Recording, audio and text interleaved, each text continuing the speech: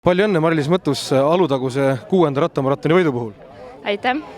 Näha oli, et tänane tuli raskelt. Tean, et pidid võitlema iga koha nimel, et sarja kokkuvõttes kõrgele kohale jõuda.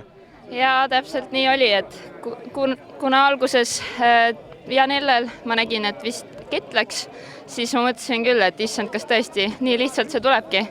Aga tegelikult lõpuks ma ise kustusin pärast karjääri nii ära, et iga mees, kes mööda läks, nii raske oli nagu nendele sappa võtta, et üritasin küll, aga raske oli.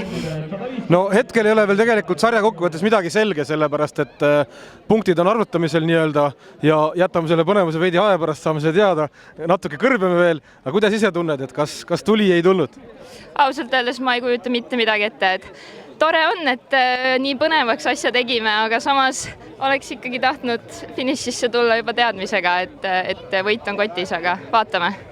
Siin on jah väike eripära, meil on siin eri distantsid, eri punktid, nii et seda nii-öelda puht käsitsi isegi kokku arvuta, et masinad teevad oma töö, me ei tea, pärast saame teada, aga ütle veel midagi raja kohta, tänase raja kohta, kuidas meeldis?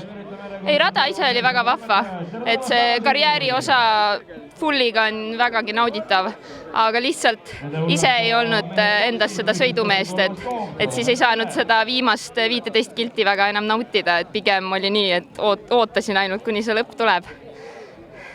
No igatahes jääme ootama seda nii-öelda ajavõtusüsteemi lõpptulemust ja seda saame teada juba vähem kui tunni aja pärast. Ja veel kord palju õnne tänase võidu puhul. Võib-olla saame hiljem soovida õnne ka sarjavõidul, seda näeme hiljem. Jah, vaatame. Aitäh!